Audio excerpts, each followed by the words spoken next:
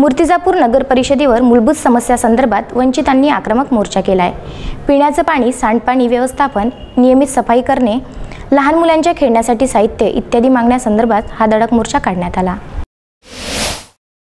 पिण्याचे पाणी, सांडपाणी यांचं व्यवस्थापन, साफसफाई, रस्ते आदी विविध मागण्यांसाठी मूर्तिजापूर नगर परिषदेवर वंचितच्या वतीने आक्रमक मोर्चा काढण्यात आला। मूर्तिजापूर नगर परिषद प्रशासन मागील 15 वर्षांपासून राजगृह नगराकडे डोळेझाक करत असल्याचा आरोप वंचित आघाडीने केला। या विरोधात स्वयंस्फूर्तीने नागरिक रस्त्यावर उतरले। राजगृह नगर ते नगर परिषदेपर्यंत महिला व पुरुषांनी प्रशासनाच्या विरोधात घोषणाबाजी केली व परिसर दणाणून सोडला। कोणत्याही नेतृत्वाविना निघालेला हा जन आक्रोश मोर्चा लक्षवेधी ठरला।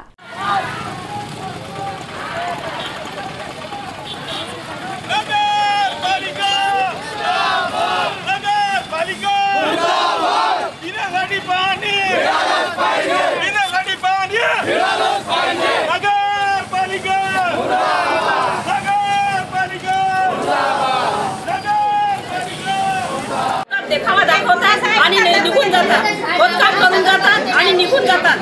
आमच्या राजगृह नगरमधील सर्व ज्या समस्या आहेत या नगरपालिकाने आम्हाला पूर्ण करून द्यावी, आमची हीच इच्छा आहे। मिळालेच पाहिजे।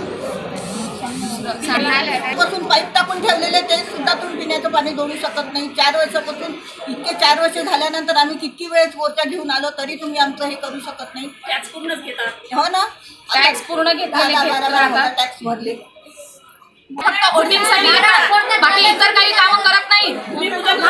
नाल्याची समस्या सोडवण्यासाठी हो ना, 8 दिवस झाले तेच नाटक करतात। 2 दिवस येतात, 4 दिवस जातात, 2 दिवस काढून जातात आणि दुसऱ्या दिवशी हे काम करतो आणि तिसऱ्या दिवशी त्यांचा अजिबात तोडही नसत नाही। तर आमच्या इकडे प्रूफ आहे, फोटो काढलेला आहे, येऊन बघा। मागण्यांचं निवेदन स्वतः नगराध्यक्षांनी स्वीकारावं तसंच पूर्ततेबाबत लेखी आश्वासन द्यावं, या मागणीवर मोर्चेकरी ठाम राहिले।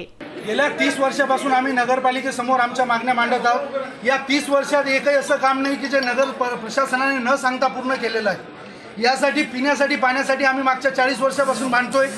नाल्या बनावे, सांडपाण्याच्या नाल्याचं व्यवस्थापन व्हावं, पक्का सिमेंट कॉन्क्रीट रोड बनावे, त्याचबरोबर नगरात समाज मंदिर, विपश्यना मंदिर बनावेत, त्याचबरोबर ओपन स्पेसमध्ये बोरवेल आणि नळाची व्यवस्था करावी आणि नगराच्या मध्यभागी हायमर टावर लावावे, त्याचबरोबर नियमित सफाई कर्मचारी पाठवावे। याबद्दल मागच्या 40 वर्षापासून आम्ही नगरपालिकेसमोर निवेदने, तक्रारी, आंदोलने करतोय, पण नगरपालिकेला याचा क्षणभर मात्र फरक पडलेला नाही आहे।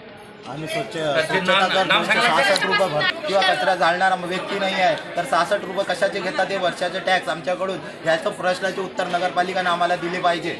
पिण्याचं पाणी, पाण्याची सगळ्या नगरात कामं होत आहे, फक्त राजगृह नगरातच का नाही होत आहे? हा एक प्रकारचा आमच्या समाजावर किंवा एका समुदायावर हा हे षडयंत्र आहे, अन्याय करत आहे असा आम्हाला इशारा करू लागला। गेल्या 20 वर्षात दलित वस्तीचा निधी राजगृह नगरमध्ये का खर्च केला गेला नाही याचंही उत्तर त्यांनी लेखी स्वरूपात द्यावं। आमच्या फक्त एवढ्याच मागणी आहे, आमच्या ज्या मूलभूत गरजा आहेत त्या पूर्ण झाल्या पाहिजे, त्याच्यासाठी आम्ही इथपर्यंत आलेलो आहे। त्यांनी आम्हाला लेखी उत्तर द्यावे आणि काय आहे तर ते सांगावे, नाही तर आम्ही अन्यथा पुढचा अनशनचा उपोषणचा इशारा। यानंतर आमचं आमरण उपोषणासाठी प्रयास राहणार आहे। सोयी पाहिजे त्या आम्हाला मिळत नाही, त्या सोयी आम्हाला शांततेने करून द्याव्याच तुम्ही। जर तुम्ही शांततेने केले नाही तर तुमच्यावर कारवाई करण्यात येईल आणि पुढचं प्रोसिजर काय होईल ते तुम्ही समजू शकता।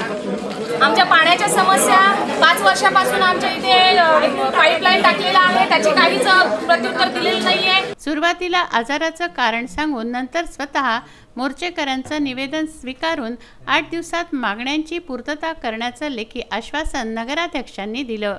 यावेळी नगराध्यक्ष मोनाली गावंडे, उपनगराध्यक्ष भारत जेठवानी, नगर परिषद अभियंता पुरुषोत्तम पोटे यांनी मोर्चेकऱ्यांचं निवेदन स्वीकारलं। कोठेही अनुचित प्रसंग घडू नये यासाठी मूर्तिजापूर शहर पोलीस ठाण्याचे ठाणेदार दत्तात्रय आव्हाडे यांनी चोख बंदोबस्त लावला।